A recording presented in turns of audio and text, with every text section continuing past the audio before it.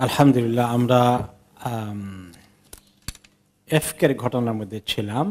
মা আয়েশা রাদিয়াল্লাহু আনহার প্রতি যে তহমত দেওয়া হয়েছিল, আল্লাহ রাব্বুল আলামিন সেই তহমতকে কিভাবে রদ করেছেন এবং সেটাকে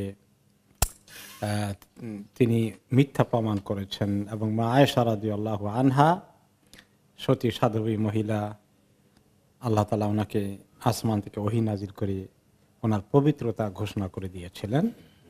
এখানে অনেক শিক্ষা ছিল, কিছুটা আমরা জেনে ফেলেছি, মনে করেছিলাম আর একটু বিস্তারিত যাব, সেদিকে আর যাচ্ছি না। আমরা পরবর্তী একটি বিশাল ঘটনা সিরাতে পাকের মধ্যে সংগঠিত হয়েছে সেদিকে যাচ্ছি। সেটা হচ্ছে গাজওয়াতুল আহজাব অথবা খন্দকের যুদ্ধ। এই বিষয়ে আমরা আসছি। খন্দকের যুদ্ধ অনুষ্ঠিত হয় কোন ঐতিহাসিকের দৃষ্টিতে হিজরি ৪র্থ সনে, কিন্তু মেজরিটি ঐতিহাসিকগণ বলেছেন গাজওয়াতুল খন্দক, গাজওয়াতুল আহজাব, খন্দকের যুদ্ধ সংগঠিত হয় হিজরি ৫ম সনে শাওয়াল মাসে।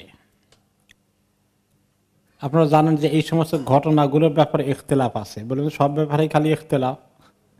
এত ইতিহাস তো তখন সঙ্গে সঙ্গে লেখা হয় নাই, তাই না? ইতিহাস অনেক পরে লেখা হয়েছে, বিভিন্ন রেওয়ায়েতে যাদের কাছ থেকে নেওয়া হয়েছে, কেউ বলতে গিয়ে কিছুটা এক পিস হয়েছে, যার ফলে তখন তো ক্যালেন্ডার, দিন তারিখ, সাল গণনা আরবদের কাছে এইভাবে মশহুর ছিল না। অনেক পরে ওমর রাদিয়াল্লাহু আনহু সময় যখন ক্যালেন্ডার তৈরি করার সিদ্ধান্ত নিলেন, কোন ক্যালেন্ডার ফলো করবেন, নতুন হিজরি ক্যালেন্ডারের গোড়াপত্তন করলেন। সেটা কবে থেকে হলো? ওমর রাদিয়াল্লাহু আনহুর জামানা থেকে। তার আগের ঘটনাগুলো এরকমভাবে একদম সন তারিখ উল্লেখ করে অনেক ঘটনায় একাধিক মতামত এসেছে। সেই ক্ষেত্রে রাসূলুল্লাহ সাল্লাল্লাহু আলাইহি ওয়াসাল্লামের জন্মদিবস, মেরাজের ঘটনা, আপনারা জানেন সবগুলো নিয়ে কি আছে? ইখতিলাফ আছে। একটাই মুখস্থ করে যেটা আমরা নিয়েছি এইটাই জরুরি নয়। যাই হোক, খন্দকের যুদ্ধ ৫ম হিজরি শতাব্দীর শাওয়াল মাসে হয়েছে বলেই অধিকাংশ ঐতিহাসিক সিরাত প্রণেতাগণ উল্লেখ করেছেন। আর এর কারণ হচ্ছে যে বনি নদীর গোত্রের যে সমস্ত লোকগুলোকে নবী করিম সাল্লাল্লাহু আলাইহি সাল্লাম মদিনা থেকে তাদের বিশ্বাসঘাতকতার কারণে বহিষ্কার করে দিয়েছিলেন, তারা এসে খাইবার এলাকায় তাদের জড়ো হয়েছিল এবং সেখানেই তারা বসবাস করছিলেন। কিন্তু এই মদিনা থেকে উৎখাত হওয়া এটা তারা মেনে নিতে পারেনি এবং তাদের লিডাররা বসে সলা পরামর্শ করছিল কিভাবে মদিনা থেকে মুহাম্মদ সাল্লাল্লাহু আলাইহি ওয়াসাল্লামের আপদকে বিতাড়িত করা যায়, এই বিপদ থেকে তারা কিভাবে বাঁচবে, কিভাবে ওনাকে শেষ করে দেওয়া যায়, ইসলামকে গলা টিপে মেরে ফেলা যায়, অর্থাৎ চিরতরে উৎখাত করা যায়, মুসলমানদের কোনো আর অস্তিত্ব থাকে না। এটা নিয়ে তাদের সলা পরামর্শ, ষড়যন্ত্র অব্যাহত থাকে সেখানে এসে। এবং তাদের বেশ কয়েকজন নাম করা লিডার ছিল, তারা বসে বসে প্রায়ই এগুলো নিয়ে তারা কয়েকবার বসেছে, আলাপ আলোচনা করেছে, পরামর্শ করেছে। তাদের মধ্যে একজন ছিল সাল্লাম ইবনু মিশকাম, আর সাল্লাম ইবনু আবির হকাই, হুয়াই ইবনু আখতাব, কেনানা ইবনু রাবিয়া, এরকম একাধিক লিডারগুলো বসে বসে অনেক সলা পরামর্শ করে শেষ পর্যন্ত তারা সিদ্ধান্ত নিল যে না, এভাবে মেনে নেওয়া যায় না। আমরা এক কাজ করি, আমাদের শক্তি তো সীমিত, বড় শক্তি হলো কুফার কোরাইশ, তাদেরকে আমরা উৎসাহিত করি, তাদের সঙ্গে গিয়ে আমরা সলা পরামর্শ করি, একটা সিদ্ধান্তে উপনীত হই। সেই সিদ্ধান্ত অনুযায়ী এই কয়েকজন লিডার ইহুদিদের, বনি নদীরের, তারা মক্কায় আসলো।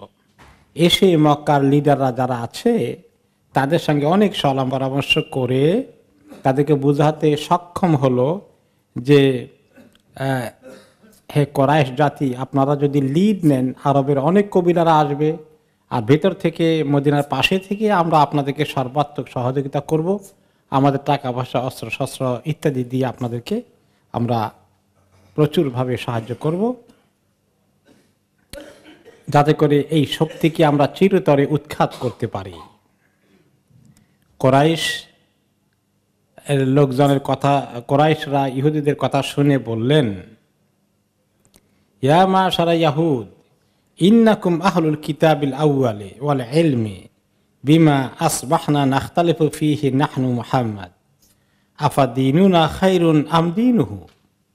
তাদেরকে লক্ষ্য করে তখন মুশরিকগণ বললেন, আচ্ছা, এই যে কিতাবওয়ালাদের মধ্যে তো আপনারা সবচেয়ে পুরাতন আহলে কিতাব, আপনাদের কিতাব ঈসা আলাইহিস সালামের আগেও নাজিল হয়েছিল মুসা আলাইহিস সালামের কাছে।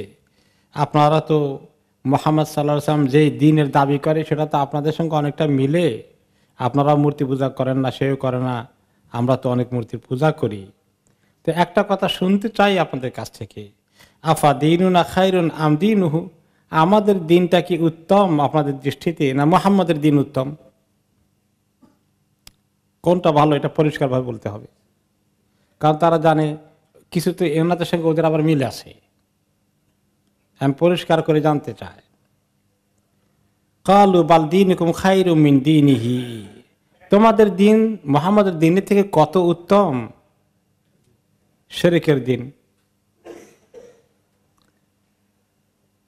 ও ওয়া আনতুম আওলা বিল হাক্কি মিনহু, হক পাওয়ার ক্ষেত্রে আপনাদের হক বেশি, আপনারা অগ্রাধিকার পাওয়ার উপযুক্ত মুহাম্মাদের তুলনায়। তো এই কথাগুলো শুনে আল্লাহ তাআলা আয়াত নাজিল করেছিলেন। সূরা নিসার 52 নম্বর আয়াতের মধ্যে আল্লাহ তাআলা বললেন, বাদ আউযু বিল্লাহি মিনাশ শাইতানির রাজীম, আলাম তারা ইলাল্লাযীনা উতু নাসীবাম মিনাল কিতাবি ইউমিনুনা বিল জিবতি ওয়াত তাগুতি ওয়া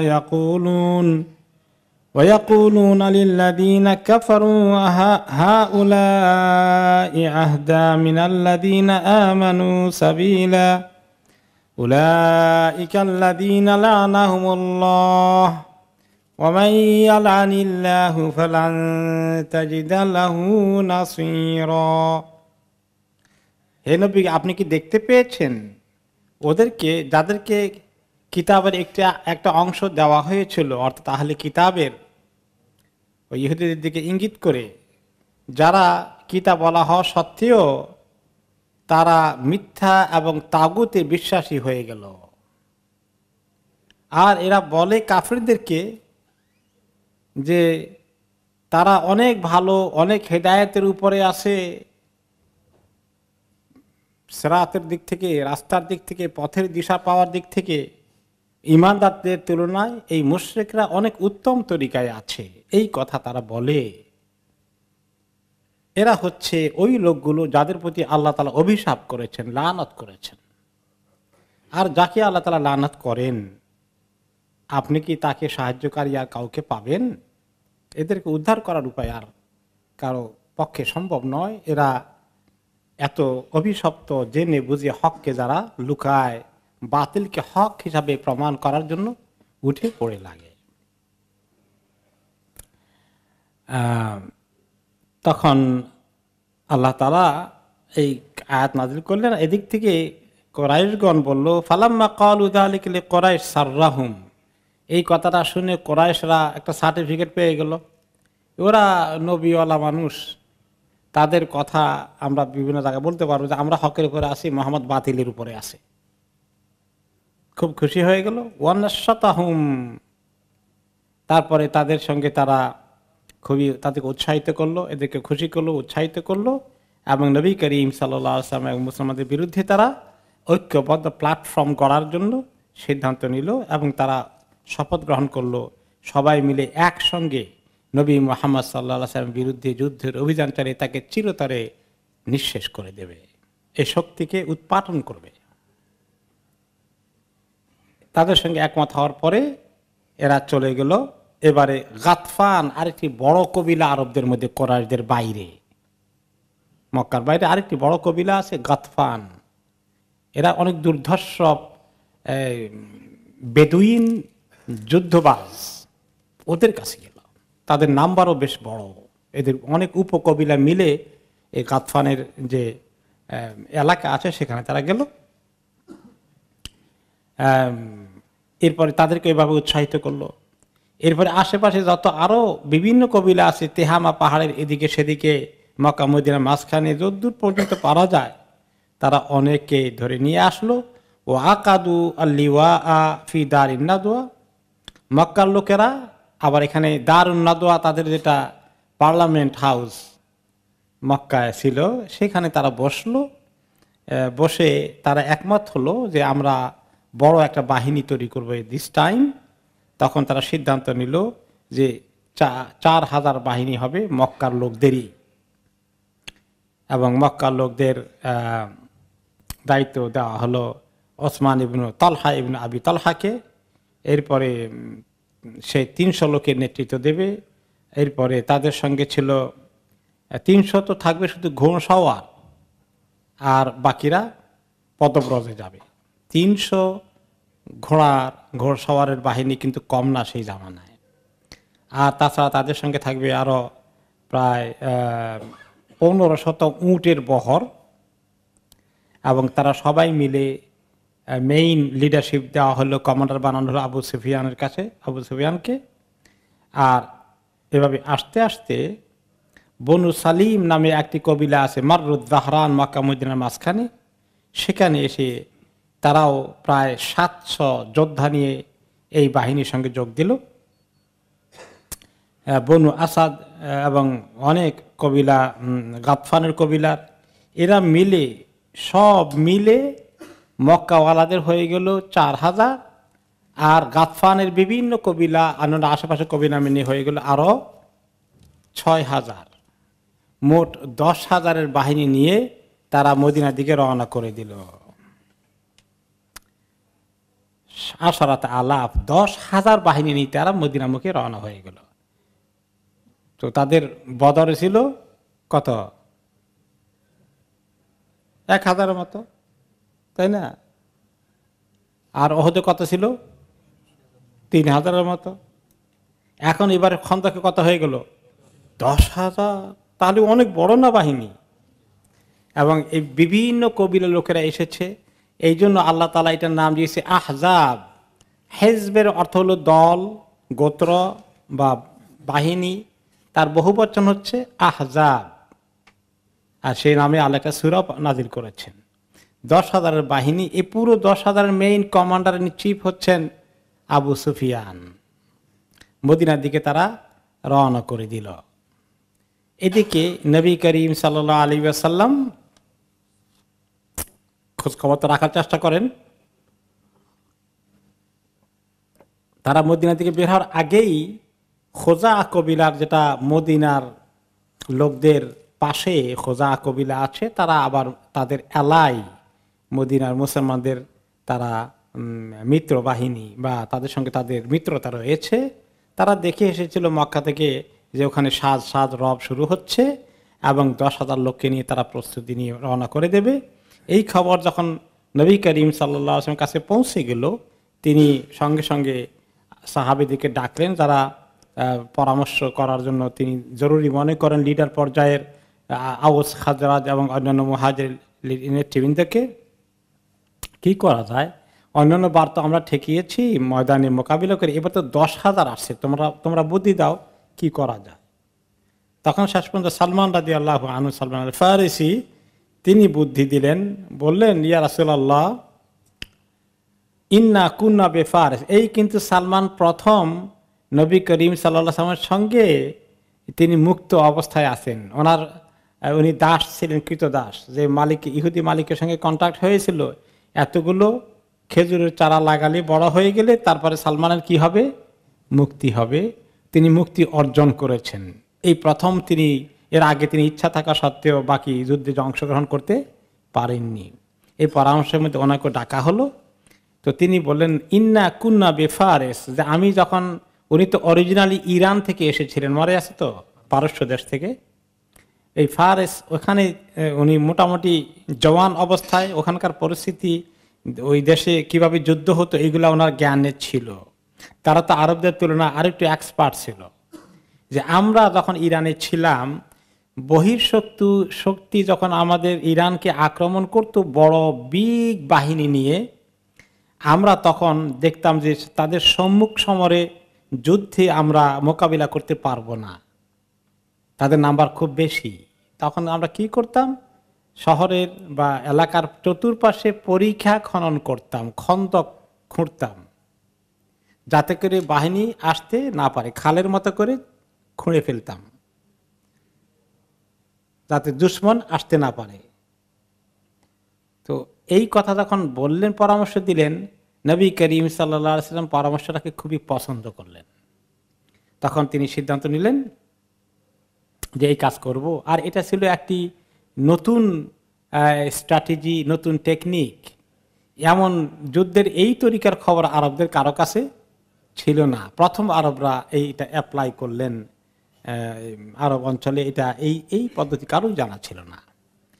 নবী করিম সাল্লাল্লাহু আলাইহি সাল্লাম তখন সাহাবাদের সঙ্গে পরামর্শ করে একমত হলেন যে যাতে করে তারা মদিনা কোন দিক থেকে আক্রমণ করতে পারে। মদিনার 3 দিকে পাহাড় আছে, 2 দিকে পাহাড়, আর একদিকে আছে একটা ইহুদি গোত্র, যাদের সঙ্গে নবী করিম সাল্লাল্লাহু আলাইহি সাল্লামের সঙ্গে অনেকটা আছে, অ্যাগ্রিমেন্ট আছে যে তারা মদিনার কোনো শত্রুকে এখান দিয়ে ঢুকতে দেবে না।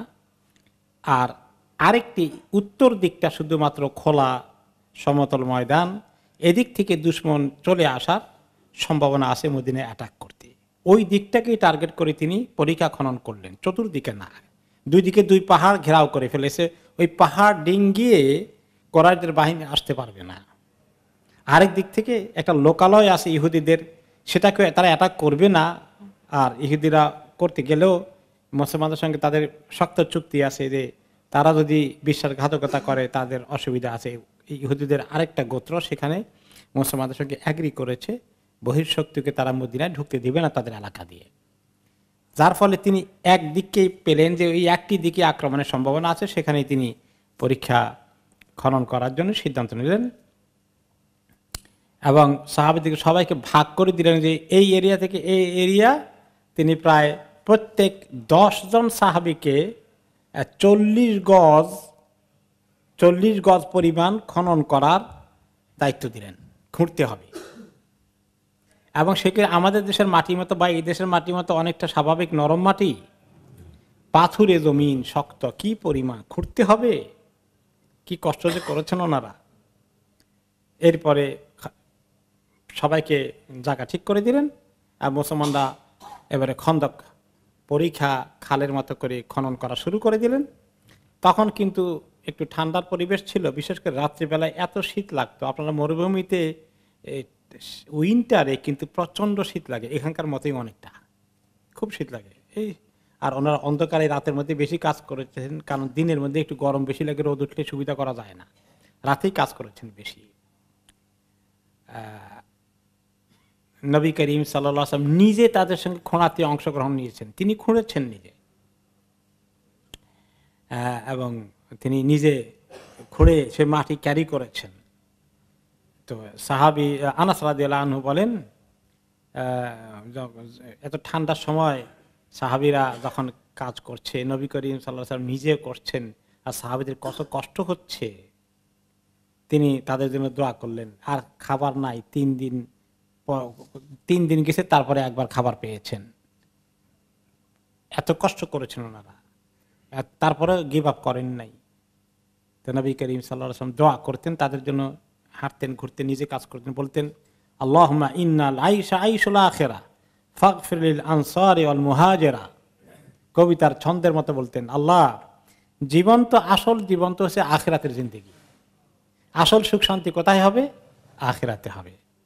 ও আল্লাহ, আপনি মেহেরবানি করে আনসার এবং মুহাজিরদেরকে সবাইকে আপনি মাফ করে দেন। তিনি সবাইকে দোয়ার মাধ্যমে ছন্দের দোয়া দিয়ে উৎসাহিত করছেন। আর সাহাবীরা ওনার এই কথা শুনে ওনার কথা রেসপন্ড করছেন, তাও কবিতা দিয়ে, কারণ আরবরা তো সাহিত্য খুব ভালো চর্চা করতেন। তো ওনারা বললেন, নাহনুল্লাযীনা বায়াউ মুহাম্মাদান আলাল জিহাদে মা বাকিনা আবাদা। আমরা হচ্ছি ওই লোক যারা মুহাম্মদ সাল্লাল্লাহু আলাইহি ওয়াসাল্লামের সঙ্গে প্রয়োজনে জিহাদ করতে বায়াত করেছি, যতদিন আমরা টিকে থাকব এই কথার উপরে আমরা মজবুতভাবে প্রতিষ্ঠিত থাকব। এরপরে কাজ করতে করতে ওনার এমন কষ্ট হয়েছে, বারা ইবনে আযিব রাদিয়াল্লাহু আনহু বলেন যে আমি খন্দকের যুদ্ধে দেখলাম নবী করিম সাল্লাল্লাহু আলাইহি সাল্লাম নিজে খন্দক খুঁড়ছেন, খোঁড়ার কাজ করছেন। আমি দেখতে পাচ্ছি উনি নিজে মাটি ক্যারি করছেন, নিয়ে উপরে থেকে ফেলে দিচ্ছেন। এক সময় দেখি যে উনি মাটি ফেলতে গিয়ে ওনার গায়ের উপরে, অনেক সময় ওনারা কি পড়তেন, জামা না পরে চাদরের মতো পড়তেন আর কি, এহরামে চাদর আছে না, এরকম চাদর পড়তেন। যে আমি দেখলাম যে এক সময় ওনার উপরের অংশ চাদরের ফাঁক হয়ে গেল, এবং আমি দেখি যে মাশাআল্লাহ ওনার বুকে যে পশম উঠে পুরুষদের, বেশ পশম একদম অনেক দূর পর্যন্ত নিচে গেছে, এবং খুব ঘন পশম ছিল ওনার। তাহলে বোঝা গেল যে নবী করিম সাল্লাল্লাহু আলাইহি ওয়াসাল্লাম এমন কাজ করেছেন, গায়ের কাপড়টা সরে গেছে উপরের অংশ, তিনি সেটা পরোয়া করেননি, তিনি সবার মতের সঙ্গে সমান মতেই কাজ করেছেন। এরপরে তিনি বলেন যে ওয়াকানা কাসীরা ফাসামাইতুহু ইয়ারতাজিজ বিকালিমাতিন আব্দুল্লাহ ইবনে রাওয়াহা। এরপরে মাঝে মধ্যে দেখি যে উনি আব্দুল্লাহ ইবনে রাওয়াহা ছড়া লিখেছেন, কবিতা লিখেছেন, সেটাকে তিনি পড়ছেন। ওনার এক সাহাবী আব্দুল্লাহ ইবনে রাওয়াহা, যিনি কবি ছিলেন এবং যিনি আরেকটি জিহাদে পরবর্তী পর্যায়ে শাহাদাত বরণ করেছিলেন, যে উনি ওনার কবিতা, মুতার যুদ্ধে ওনার কবিতাকে তিনি উচ্চারণ করছেন। নবী করিম সাল্লাল্লাহু আলাইহি ওয়াসাল্লাম নিজে মাটি উঠান, কাজ করেন, আর এই কবিতা পড়েন যে আল্লাহুম্মা লাউলা আনতা মাহতাদাইনা, হে আল্লাহ যদি আপনি না হতেন আমরা তো কখনোই হেদায়েত পেতাম না, আপনি যদি আমাদেরকে হেদায়েত না দিতেন আমরা হেদায়েত পেতাম না। ওয়ালা তাসাদ্দাকনা ওয়ালা সাল্লাইনা, আমরা দান খাত সাদাকাত জীবনে করা শিখতাম না, নামাজ পড়াও আমরা পড়তাম না। ফাআনজিলান সাকিনাতান আলাইনা, ও আল্লাহ আপনি আমাদের প্রতি শান্তি প্রশান্তি নাজিল করুন। ওয়াসাব্বিতিল আকদামা ইন লাকাইনা, আর যদি আমরা দুশমনের মোকাবিলায় দাঁড়িয়ে যাই আমাদের পাগুলোকে আপনি মজবুত করে দিয়েন। ইন্নাল উলা কাদ বাগাও আলাইনা, এই লোকগুলো আমাদের প্রতি সীমা লঙ্ঘন করে আক্রমণ করতে আসছে। ওয়াইন আরাদু ফিতনাতান আবাইনা, তারা এভাবে ফিতনা সৃষ্টি করতে আসবে, আমরা সেটাকে কিছুতেই মানতে পারি না। এইরকম করে ওনারা নবী করিম সাল্লাল্লাহু আলাইহি সাল্লামের সঙ্গে উনি পড়ছেন, ওনারা শুনছেন, উৎসাহিত হচ্ছেন। তাহলে বোঝা গেল মাঝে মধ্যে ইসলামিক নাশিদ উৎসাহিত করা, এটা একটা ভালো প্র্যাকটিস আছে কবিতা। যদি আবার এটার মধ্যে এখন অনেকে বাজনা ঢুকিয়ে দিয়েছে, সেটা ঠিক নয়। নবী করিম সাল্লাল্লাহু আলাইহি ওয়াসাল্লাম সাহাবীরা মাঝে মধ্যে এরকম ছড়া, ছন্দের আকারে, এই জাতীয় নাশিদের আকারে ওনারা পড়েছেন। এগুলো পড়লে মানুষের মধ্যে হিম্মত সৃষ্টি হয়, উৎসাহিত হয়, মনোবল চাঙ্গা হয়, এগুলো একটা ভালো সুন্নাত, যেটা সাহাবীদেরকে অনেক উৎসাহিত করেছিল। এরপরে আরেকটি হাদিসে এসেছে যে নবী করিম সাল্লাল্লাহু আলাইহি ওয়াসাল্লাম এই যে তিনি নিজে কাজ করলেন, ওনাদের সঙ্গে যোগ দিলেন, এটা তিনি রিয়েলি কাজ করেছেন। এই জামানার লোকদের, লিডারদের মতো না, তারা গিয়ে মনে করে কি করে, গিয়ে একটা ওই যে মনে করেন খাল খনন করা হোক, ব্রিজ করা, গিয়ে একটা উঠাই দেয় আমনে করে, এক কোদাল দিয়ে আপনি এক কোপ দিল, আর পত্রিকা সবগুলো ফটো খিচে একদম মজবুত করে পত্রিকা ছেড়ে দিল। আহা, তিনি কাজ করে উল্টে ফেলেছেন সব। আসলে এটা দেখানোর জন্য করেছেন, কাজ করেছেন নাকি? কিন্তু নবী করিম সাল্লাল্লাহু আলাইহি ওয়াসাল্লাম এমন এক লিডার যিনি নিজে কাজ করেছেন সমানে সমানে সাহাবীদের সাথে। তাহলে এই যারা, একজন মুহাম্মদ আল গাজালি রহমতুল্লাহ আলী, একজন বড় ইসলামী চিন্তাবিদ, তিনি বললেন যারা সত্যিকার ভালো মানের মানুষ তারা লোক দেখানো কিছু করে না, তারা যেটা করে সত্যি কাজ করে এবং তারা জেনুইন কাজ করে। এরপরে কাজ করতে করতে ওনারা তো আর খাবার জোগাড় করতে পারেন না, ওনাদের তো আর সবাই তো পয়সাওয়ালা না, লাকড়ি বিক্রি কেটে এনে বিক্রি করে, এরকম করে দিন মজুরির মতন আছেন অনেকে। তো সবাই তো এখন খাবার কোথায়, নিজে তো এখানেই কাজ করে আছেন, কতদিন লেগেছে এখানে, কোনো কোনো রেওয়ায়তে 1 মাস লেগেছে, কোনো কোনো রেওয়ায়তে 2 সপ্তাহ। খাওয়া দাওয়ার কোত্থেকে জোগাড় হবে? কাজ করেন আবার ঘরে চলে যান, কাজ করেন আবার ঘরে চলে যান এইখানে, কিন্তু খাবার জোগাড় করার মতো সময় নাই, সুযোগ নেই। উপাস কাজ করছেন, সারাদিন কাজ করেন, রাতের একটি ঠান্ডা অংশে কাজ করেন, এরপরে আবার কতক্ষণ গিয়ে শেষ রাতে গিয়ে কত ঘুমান, আবার চলে আসেন। এক ক্ষুধা, এই শেষ পর্যন্ত সবার পা এবং পিঠ, কি বলে যে পেট এবং পিঠ লেগে গেছে ক্ষুধায়, এবং কোন কোন সময় পাথর বেঁধেছেন পেটের মধ্যে। পেটে পাথর বাঁধেন কেন? নবী করিম সাল্লাল্লাহু আলাইহি ওয়াসাল্লাম নিজেও বেঁধেছেন ক্ষুধার কারণে। কারণ পাথরটা বাঁধলে এই যে পেটটা যখন এরকম হয়ে যায়, মানে দুর্বল ফিল করে, পেটটা খাড়া করে রাখবে এইভাবে, যাতে করে মানুষ এই বাঁকা না হয়ে যায়, কিছু শক্তি তার মানে ফিল করে। এই কাজ ওনাদেরকে করতে হয়েছে। এরপরে দেখা গেল যে কত কঠিন কাজ, পাথরের চাটান পড়ে যায়, এগুলাকে কেমনে ভাঙা, কেমনে উঠানো, শাবল দিয়ে কুড়াল দিয়ে কেমনে করবে। এরপর কোন কোন সময় সাহাবীরা খুঁড়তে খুঁড়তে দেখা যাচ্ছে এত ফারাদাত খুদিয়াতুন, কোন কোন সময় শক্ত পাথরের বিরাট চাটান পড়ে যায়, তখন ওরা কিছুতে ডিল করতে পারেন না। রাসূলুল্লাহ সাল্লাল্লাহু আলাইহি ওয়াসাল্লামের কাছে আসেন, ইয়া রাসূলুল্লাহ, এত বড় পাথর, এটা কিছু করতে পারছে না, কি করা যায় এখন? তিনি বললেন যে কুড়াল আমার কাছে দাও বা শাবল, আমি নামি নিচে। তিনি নিতে নামতেন এবং পাথর বাঁধা অবস্থায় পেটের মধ্যে ওই অবস্থায় তিনি শাবল হাতে নিয়ে নেমেছেন। প্রায় 3 দিন হয়ে গেছে। সাহাবীরা বলেন যে খাওয়ার কোনো উপায় নাই। তারপরে নবী করিম সাল্লাল্লাহু আলাইহি ওয়াসাল্লাম এটা হাতে নিয়ে আল্লাহর নাম পড়ে যখন শাবলকে এইভাবে আঘাত করলেন, এই আঘাতের সঙ্গে এই পাথরটা একদম গুঁড়া হয়ে গেল, বালির মতো হয়ে গেল। ওনারা ওটাকে উঠে পরে এই গর্তের কাজ হয়ে গেল। এভাবে নবী করিম সাল্লাল্লাহু আলাইহি ওয়াসাল্লাম পুরো টাইম ওনাদেরকে সময় দিয়েছেন। আর এদিক থেকে যারা মুনাফিক ছিল, মুনাফিকরা কিছু তো মুনাফিক আব্দুল্লাহ ইবনে উবাই দল আছে না, তারা বিভিন্ন ওজর দিয়ে যে আমার কাজ আছে বা যে এরিয়া দায়িত্ব দিয়েছে ওখান থেকে কেউদূর কাজ করে ফাঁকি দিয়ে আবার ঘরে চলে আসে।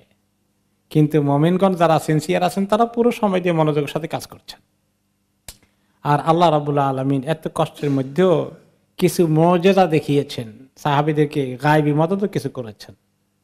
আল্লাহর পক্ষ থেকে আল্লাহ কিছু মদত করেছেন। কিভাবে? ক্ষুধায় অবস্থা কাহিল স্বয়ং নবী করিম সাল্লাল্লাহু আলাইহি ওয়াসাল্লাম এবং সাহাবীদের। তো সাহাবী জাবির ইবনে আব্দুল্লাহ রাদিয়াল্লাহু আনহু দেখলেন একদিন যে রাআইতু বিন নবী খামাসান শাদীদান, যে নবী করিম সাল্লাল্লাহু আলাইহি ওয়াসাল্লাম ক্ষুধায় পেটে পিঠে সমান হয়ে গেছে, লেগে গেছে একদম পিঠের সাথে পেটটা। আমি যখন ঘরে আসলাম, আমি একটু দৌড়ে ঘরে চলে আসলাম, এসে আমার ওয়াইফকে বললাম, হাল ইনদাকি শাই, তোমার ঘরে কোনো জায়গায় খাওয়ার মতো কিছু আছে কিনা দেখো তো, খুঁজে খাজে বের করো একটু, আমি আল্লাহ নবীকে মেহমানদারি করবো। কারণ ফাইন্নী রাআইতু বিরাসূলিল্লাহি সাল্লাল্লাহু আলাইহি ওয়াসাল্লাম খামাসান শাদীদান, আমি আল্লাহ নবীকে দেখেছি ওনার পেটে পিঠে লেগে গেছে। আহারে, কতদিন যে তিনি খান নাই, ক্ষুধা একদম কষ্টে আছেন।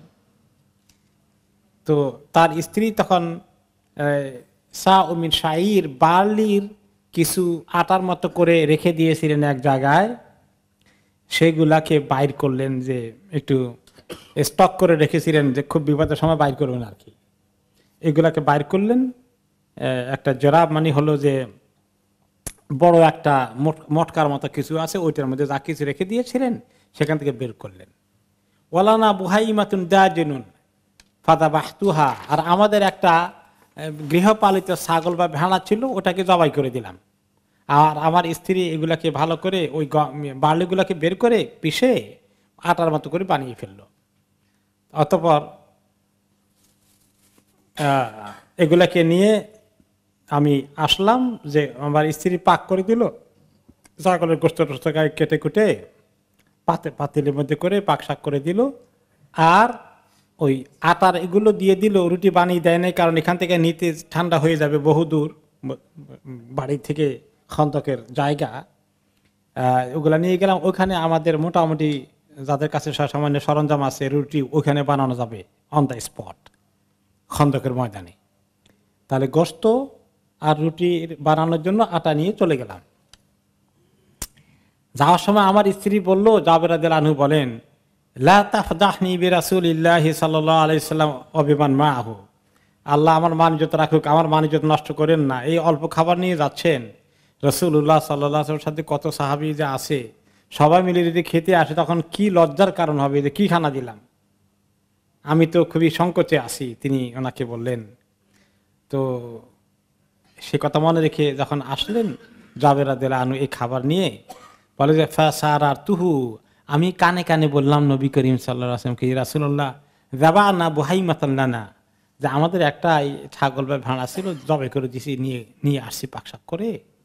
ও তাহান্না সা আমিন শাইর, আর আমাদের 1 সা পরিমাণ শাইর ছিল। 1 সা তো কদ্দুর হয়, 3.5 কেজি বার্লি ছিল।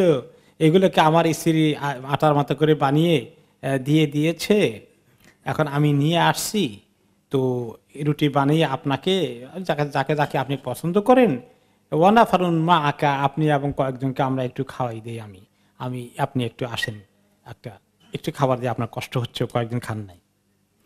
তো এই খবর শুনে নবী করিম সাল্লাল্লাহু আলাইহি ওয়াসাল্লাম জোরে ডাক দিলেন, ইয়া আহলাল খান্দাক ইন্না জাবিরান কাদ সানা সুরান ফাহাইয়া হাল্লা বিকুম। হে খান্দাকের লোকজন, জলদি এদিকে আসো, জাবের তোমাদের জন্য খাবার নিয়ে আসছে। জোরে আওয়াজ করে বললেন যেন সবাই শুনে, তোমাদের জন্য বিরাট মেহমানদারি নিয়ে আসছেন, তোমাদেরকে সবাইকে মেহমানদারি করবেন। তো জাবের রাদিয়াল্লাহু আনহু বলেন, এই কথা শুনে আমি বললাম, ইন্না লিল্লাহি ওয়া ইন্না ইলাইহি রাজিউন। আজকে কি উপায় হবে, হায় আল্লাহ, কি করবো আজকে আমি। তো নবী করিম সাল্লাল্লাহু আলাইহি ওয়াসাল্লাম বলেন, এই শোনো, লা তুনজিলান্না বুরমাতাকুম, তোমাদের এই যে পাতিলে করে গোশত নিয়ে এসেছ, গোশতের পাতিল ওই উটের উপরেই রাখো, নামাইও না। ওয়ালা তাখবিজান্না আজিনাকুম হাত্তা আজিয়া, আর আমি আসার আগ পর্যন্ত ওই আটা দিয়ে রুটি বানানো শুরু করবা না, আমি আসি।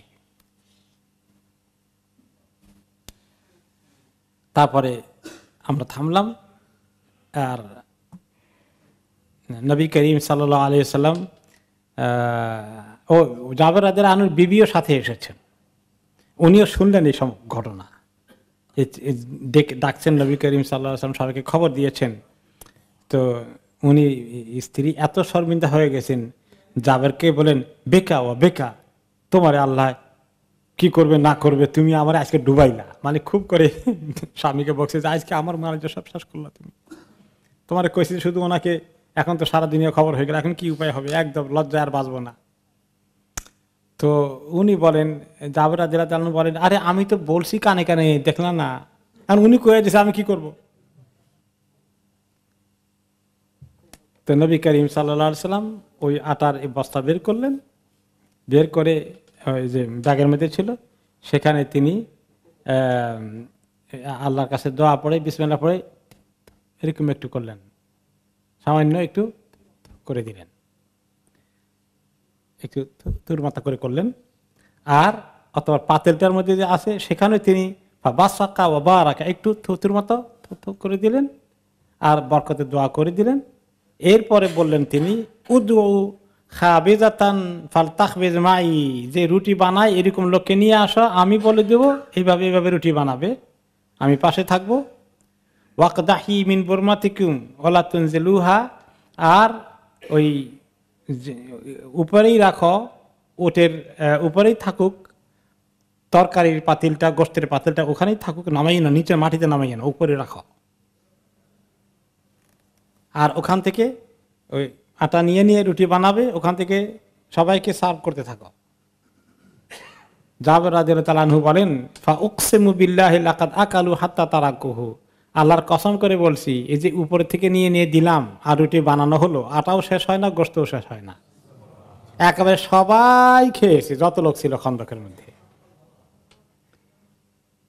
এবং কিছু রয়ে গেল আরো, ওয়ান হারাফু, সবাই চলে গেল। ওয়াইনা বুরমাতানা লাতাকিদ্দু কামা হিয়া, এখন মনে হলো গোশতের পাতিলের যা গোশত নিয়ে আসছিলাম মনে হয় যেন সব থেকেই গেল, এতক্ষণ কি খাইলো লোকেরা, ওই রকম পরিমাণই থেকে গেল। ওয়াইনা আজিনানা লা ইউখবাজু কামা হুয়া, আর আমাদের ওই যে আটা বানানোর যে রুটি, সেগুলো এখনো আছে, আরো অনেক রুটি বানানো যায়, রুটি বানানোর কাজ এখনো চলছে। তো এইভাবে চলে গেল। আল্লাহ তাআলা এখানে ওনাকে গায়েবী কুদরতের মর্যাদা দেখিয়ে দিলেন, সাহাবীদেরকে আল্লাহ তাআলা খাওয়ালেন।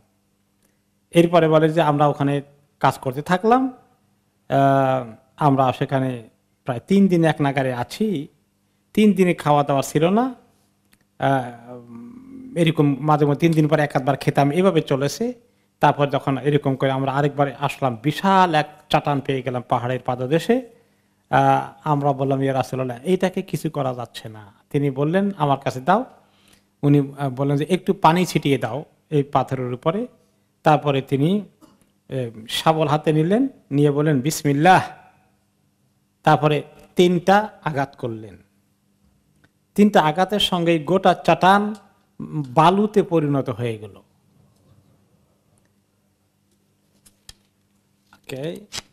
আর জাবের রাদিয়াল্লাহু আনহু বলেন যে উনি যখন এরকম করে আঘাত করছিলেন, 3টে আঘাত দিচ্ছিলেন, আমি ভালো করে লক্ষ্য করছিলাম পাথরটার দিকে কোথায় তিনি আঘাত দিচ্ছেন।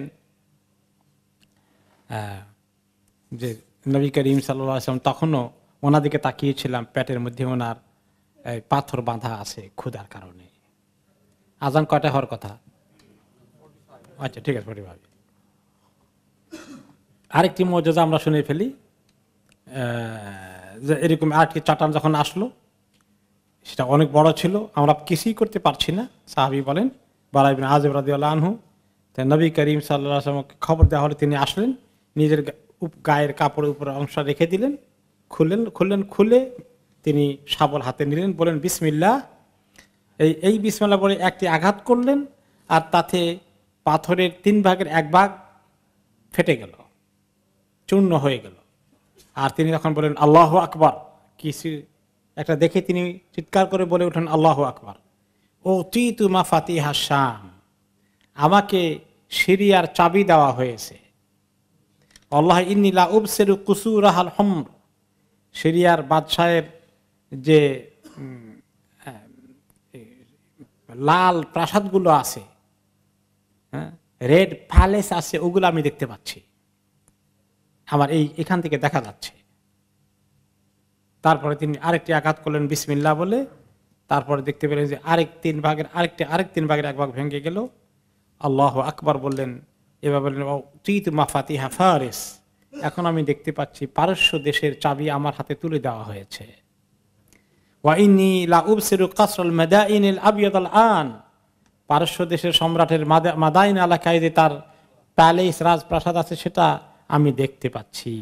তার প্রাসাদ ছিল শুভ্র সাদা ধবধবে প্রাসাদ, দেখা যাচ্ছে হোয়াইট হাউসের মতো। অথবা তিনি 3 নম্বর আঘাত করলেন বিসমিল্লাহ বলে, পাথরটা পুরো ফেটে গেল, এখন কয়েক ভাগে বিভক্ত হয়ে গেল। তিনি বললেন আল্লাহু আকবার উতিতু মাফাতিহাল ইয়ামান, আমাকে ইয়ামানের চাবি দেওয়া হয়েছে। আল্লাহি ইন্নী লা উবসিরু বাবা সনআ, আমি সনা শহরের প্রধান ফটক গেট দেখতে পাচ্ছি। এভাবে নবী করিম সাল্লাল্লাহু আলাইহি ওয়াসাল্লাম কয়েকবার এরকম বড় বড় পাথরকে কাটলেন, আর প্রত্যেকবারই তিনি বলেছিলেন ওয়াতাম্মাত কালিমাতু রাব্বিকা সিদকাও ওয়া আদলা, যে তোমার রবের কথা, যিনি সত্য কথা বলেছেন, ইনসাফের কথা বলেছেন, সেটা কমপ্লিট হয়ে গেল। লা মুবাদদিলা লিকালিমাত, সেটা কমপ্লিট হয়ে যাবে, আল্লাহর কথাকে কেউ বদলাতে পারবে না।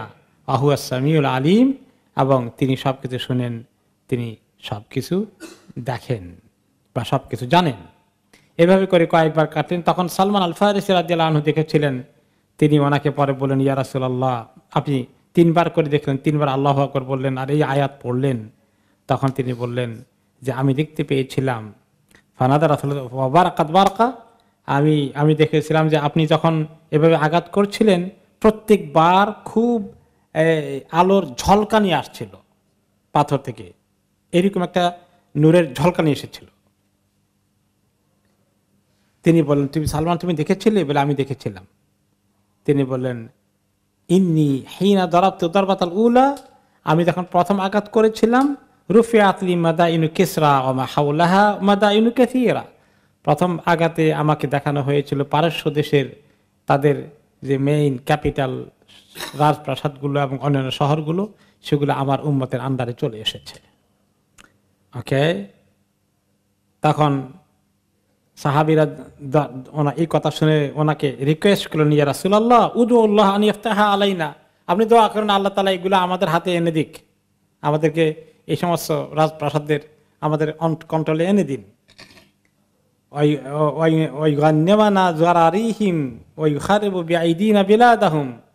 তাদেরকে আমরা পরাজিত করে ফেলি, তাদের দেশ আমাদের আন্ডারে চলে আসে। তিনি দোয়া করে দিলেন তাদের কথা অনুযায়ী। দ্বিতীয় আঘাতের পরে সিরিয়ায়, যেটা রোমান সম্রাটের এলাকা ছিল, তিনি বলেন সেটা আমি দেখতে পাচ্ছি, তার আশেপাশে সব এলাকা তোমাদের আন্ডারে চলে গেছেন। সাহাবীরা তার জন্য দোয়া করতে বলেন, তিনি দোয়া করলেন। তৃতীয়টা এসেছিল ইয়ামান আর হাবাসা, আবিসিনিয়া এক দেশ ছিল তখন পাশাপাশি, এইগুলা দেখানো হচ্ছিল আমাকে রাজপ্রাসাদগুলো। তিনি বললেন ইয়া রাসূলুল্লাহ দোয়া করেন এগুলো যেন আমাদের আন্ডারে চলে আসে। ওকে, তারপরে তিনি বলেছিলেন তখন দাউল হাবাসা মা ওয়া দাউকুম, তিনি ওই এর জন্য বলেছিলেন ইয়ামানের কথা এবং আবিসিনিয়ার কথা, যে তারা যতক্ষণ পর্যন্ত তোমাদেরকে আঘাত না করছে তোমরা ওদিকে আক্রমণ করো না। আর এটা ঠিকই, পরবর্তী পর্যায়ে কিন্তু ইয়ামান এবং মিশর, হাবাসা, ইথিওপিয়া এগুলো ইসলামের আন্ডারে চলে এসেছিল অটোমেটিক্যালি, যুদ্ধ তেমন একটা করা লাগেনি। অত্রকুত্তর কামা তারা কুকুম, আর যারা তুর্কি অর্থাৎ ওই যে কনস্টান্টিনোপল এরিয়া, এটা তখন এখনকার তুরস্ক, এদেরকে বলা হয়তো তুর্ক ওই জাতি তখন থেকেই, যে তাদেরকে তোমরা ছেড়ে দাও যতক্ষণ তারা তোমাদেরকে ছেড়ে দেয়, এই মুহূর্তে তাদের সঙ্গে তোমাদের যুদ্ধে যাওয়ার দরকার নেই, অর্থাৎ এটা পরবর্তী পর্যায়ে হবে। এভাবে আমরা দেখতে পাই নবী করিম সাল্লাল্লাহু আলাইহি সাল্লামের কাছে এই তিনটি দেশের এলাকা দেখা হয়েছে, আসলে তিনটাই মুসলমানদের আন্ডারে চলে এসেছে। বিশেষ করে এই খন্দকের যুদ্ধের 14 বছর পরে মারাকাতুল ইয়ারমুকের যুদ্ধ হয়, যেখানে খালিদ বিন ওয়ালিদ রাদিয়াল্লাহু তাআলা আনহু নেতৃত্ব দেন, এবং সেই যুদ্ধে রোম সম্রাটের আন্ডারে পুরো যেটা ছিল সেটা মুসলমানদের দখলে চলে আসে। আর হিজরি 15 শতাব্দীতে 14 শতাব্দীতে ঘটে সিরিয়া বিজয়, আর 15 শতাব্দীতে ঘটে কাদেসিয়ার যুদ্ধে পারস্য বিজয়। সাদ ইবনে আবি ওয়াক্কাস যেটাকে লিড করেছিলেন। এভাবে করে নবী করিম সাল্লাল্লাহু আলাইহি ওয়াসাল্লামের এই ভবিষ্যৎবাণী পরবর্তী পর্যায়ে সাহাবীদের জীবনে ওনারা দেখতে পেয়েছিলেন। কিন্তু মুনাফিকরা যখন এই কথা শুনলো, তিনি 3 বার আঘাত করে বললেন যে পারস্য সাম্রাজ্য তোমাদের আন্ডারে আসছে, রোমান সাম্রাজ্য তোমাদের আন্ডারে আসছে, এগুলো শুনে তারা হাসাহাসি করলো। ক্বালু আলা তা'জাবুনা ইউহাদ্দিসুকুম ওয়া ইউআন্নিকুম ওয়া ইয়াহদিকুম বিল বাতিল, আরে মুসলমানরা তোমরা বোকার স্বর্গে বসবাস করো, তোমাদেরকে কি যে কথা বলে, উল্টা পাল্টা গাল গল্প শোনায়, আর এই বেহুদা কথা শুনে তোমরা খুব উৎসাহিত হয়ে গেছো না। ইখবিরুকুম আন্নাহু বাসরা মিন ইয়াসরিব কুসুরাল হিরা, এই মদিনা থেকে ইয়াসরিবে বসে ওই হিরা পারস্যের বা সিরিয়ার ওই সব কিছু দেখা যায় বুঝি, এটা কথা হলো। ও মাদাইন কিসরা, পারস্য দেশের সব সব প্যালেস দেখা যায়, এগুলো কথা হলো। ও আন্নাহা তুফতাহু লাকুম, এগুলো তোমাদেরকে বিজয় দেওয়া হবে, আর তোমরা এখন মাটি খুঁড়ি করে খন্দক খোঁড়ো আর ওই স্বপ্ন দেখো, তোমরা কি উল্টা পাল্টা কথা। তো এগুলা নিয়ে তারা সমালোচনা করলো, বিদ্রুপ করলো, এবং তারা মুসলমানদেরকে নিরুৎসাহিত করার চেষ্টা করলো। এক পর্যায়ে আলহামদুলিল্লাহ কষ্ট করতে করতে খন্দকের খোঁড়ার কাজ কমপ্লিট হয়ে গেল। কতদিন লেগেছিল এই বিষয়ে বিভিন্ন রেওয়ায়েত এসেছে। কোন কোন রেওয়ায়েতে আসছে 6 দিনে খোঁড়া হয়ে গেছে, কোন কোন রেওয়ায়েতে আসছে না প্রায় 20 দিন লেগেছিল, কোন কোন রেওয়ায়েতে 24 দিন লেগেছিল বলা হয়েছে, কোন কোন রেওয়ায়েতে 15 দিনের কথা এসেছে। ইমাম ইবনে কাইয়িম যেটা উল্লেখ করেছেন প্রায় 1 মাস লেগেছে বলে বলা হয়েছে। তো এগুলো ইতিহাস লিখতে আসলে তো সময় লেগেছে। আর কোন কোন ঐতিহাসিক বলেছেন যে বিভিন্ন এরিয়া খোঁড়া হয়েছে, তো যে সাহাবী যে এরিয়ার খোঁড়া একটু আগে হয়ে গেছে তিনি সেটার খবর দিয়েছেন, যাদের আর একটু বেশি সময় লেগেছে তারা ওইটার খবর দিয়েছে, যাদের এলাকা আরো বেশি টাইম লেগেছে তারা সেটার খবর বলেছে। এভাবে করে রিওয়ায়াতের মধ্যে ভিন্নতা সৃষ্টি হয়েছে। এভাবে করে মুসলমানদের মোটামুটি যখন খোঁড়ার কাজ কমপ্লিট হয়ে গেছে, ইতিমধ্যে কাফেরদের 10,000 সৈন্যবাহিনী মক্কা থেকে অলরেডি রওনা হয়ে গেছে, হয়ে তারা মদিনার অনেক কাছে চলে এসেছে। এবং আসার পরে নবী করিম সাল্লাল্লাহু আলাইহি সাল্লাম এখন সাহাবীদেরকে রেডি করছেন, কিভাবে তারা বের হবে, তাদের প্রস্তুতি কেমন হবে, কোথায় কোথায় তারা অবস্থান নেবে, এগুলা তিনি প্ল্যান করছেন সাহাবীদেরকে নিয়ে, যেটা আমরা পরের অনুষ্ঠানে শুনবো ইনশাআল্লাহ।